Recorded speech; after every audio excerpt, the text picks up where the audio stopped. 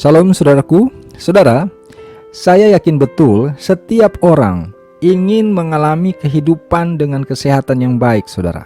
Ya, kita tidak ingin hidup sakit-sakitan, kita ingin hidup sehat selalu. Nah, untuk itu banyak orang melakukannya dengan makan teratur, ya, tidur teratur, berolahraga yang teratur. Ini yang umumnya dilakukan, saudara.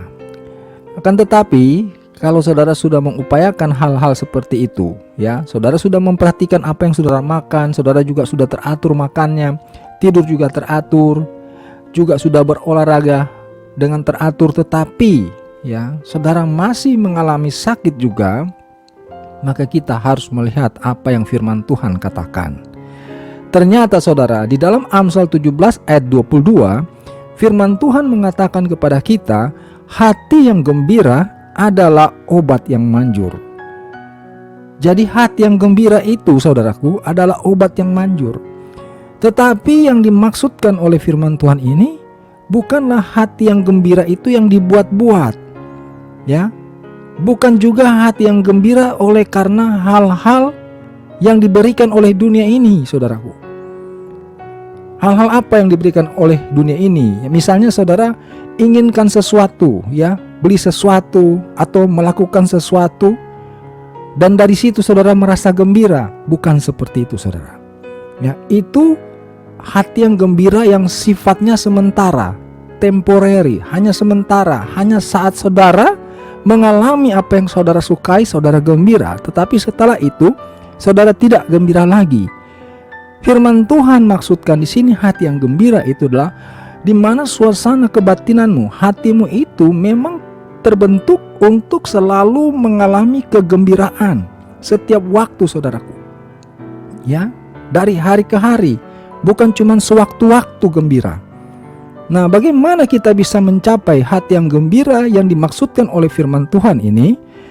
Saudara harus perhatikan bahwa untuk mencapai ini, saudara tidak boleh emosional, ya, tidak boleh emosional, tidak boleh marah-marah, tidak juga boleh mudah tersinggung, ya, tidak boleh mudah tersinggung, tidak boleh kecewa, ya, tidak boleh sakit hati.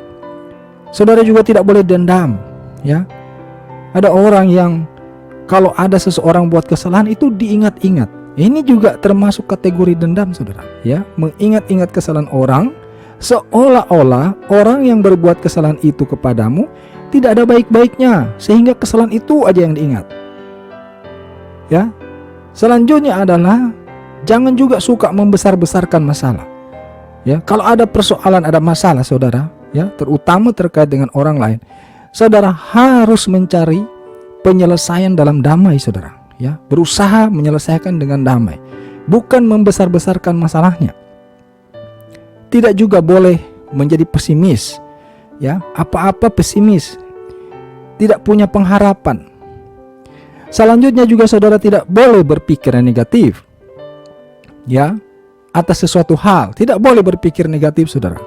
Saudara harus bertanya, harus cari tahu, supaya saudara mengerti duduk perkaranya, ya, permasalahannya. Jadi tidak harus menggunakan pikiran negatif sehingga muncul prasangka. Ya, ini merusak, ya, tujuan untuk mendapatkan hati yang gembira itu. Selanjutnya saudara juga harus memiliki kesabaran. Dan tentu saja yang terpenting juga adalah saudara tidak melakukan hal-hal yang terkait dengan dosa, saudara. Ya. Kalau saudara sudah melakukan semua ini, maka di dalam suasana kebatinanmu, di dalam hatimu itu akan timbul, ya, atau mampu saudara akan mengalami hati yang gembira itu. Tetapi ini kan baru teori saja, saudara. Karena tidak akan ada seorang pun yang mampu melakukan hal-hal yang saya sampaikan ini kalau di dalam dirinya itu tidak ada Roh Kudus. Ya, tidak akan bisa kita secara pribadi kita mengupayakan apa yang saya sampaikan ini untuk dapat terwujud, saudara. Ya, mengenai tidak boleh emosional, tidak boleh marah-marah, tidak mudah tersinggung, tidak mudah kecewa, sakit hati, dendam, ya, tidak pesimis, kemudian harus sabar, tidak berpikiran negatif. Ini tidak akan mungkin, saudara, kalau saudara mengupayakannya sendiri. Karena hal ini akan dapat saudara kuasai kalau saudara memiliki Roh Kudus. Roh Kudus adalah Roh Allah itu sendiri. Dialah yang akan memampukan saudara untuk mengontrol atau menguasai sifat-sifat atau perasaan-perasaan seperti itu, saudara. Oleh karenanya saudara, kalau ingin memiliki hati yang gembira, yang pertama saudara harus meminta Roh Kudus itu untuk menjadi penuntun hidup saudara.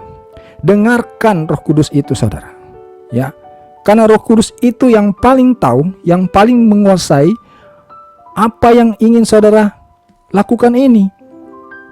Kalau saudara memiliki Roh Kudus, maka saudara akan mampu mengatasi rasa emosional itu. Saudara akan mampu untuk mengontrol sehingga tidak mudah marah-marah, tidak mudah tersinggung, tidak mudah kecewa, tidak mudah sakit hati, tidak mudah dendam, ya, tidak menjadi orang yang pesimis, tidak menjadi orang yang berpikiran negatif, ya. Saudara akan dapat sabar dan terbebas dari niatan untuk melakukan hal-hal yang mendatangkan dosa. Hanya Roh Kudus, saudara.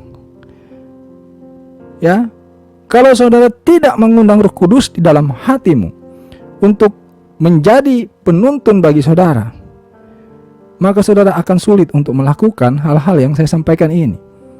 Tetapi kalau ada Roh Kudus di dalam hatimu, maka hati yang gembira itu akan dapat saudara miliki.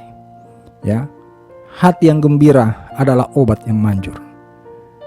Kenapa, saudara? Kita ini sebenarnya sudah diprogramkan oleh Tuhan pencipta kita itu memang sempurna, baik jasmani maupun rohani kita, saudara. Kita dilahirkan dengan kesehatan yang baik.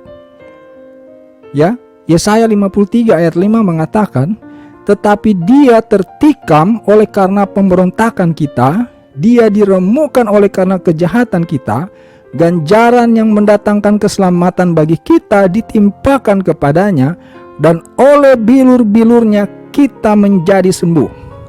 Ini penderitaan Yesus, saudara, yang digambarkan di sini. Oleh bilur-bilurnya kita menjadi sembuh. Selanjutnya dikatakan tadi dalam Amsal 17 ayat 22 bahwa hati yang gembira adalah obat yang manjur. Jadi kalau saudara ingin hidup saudara itu sehat-sehat saja, ya, tidak sakit-sakitan, bahkan kalau hari ini saudara mengalami sakit, saudara lakukan ini. Ini perkataan firman Tuhan. Ini bukan ilmu pengetahuan yang dari saya, saudara.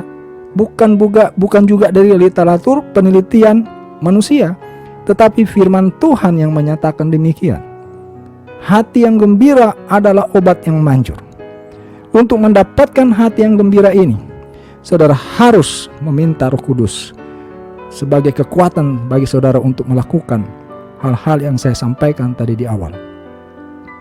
Tanpa Roh Kudus, saudara hanya akan dapat melakukannya sesaat, ya, akan jatuh bangun. Karena Roh Kudus yang ada di dalam diri kita adalah Roh Allah. Dia yang memberikan kekuatan kepada kita untuk kita terbebas dari perasaan-perasaan atau sifat yang saya sebutkan tadi. Jadi inilah pemberitaan firman Tuhan, kabar baik bagi kita semua. Mari kita hidup sehat dengan melakukan apa yang Tuhan firmankan ini. Inilah jalan terbaik bagi kita umat manusia.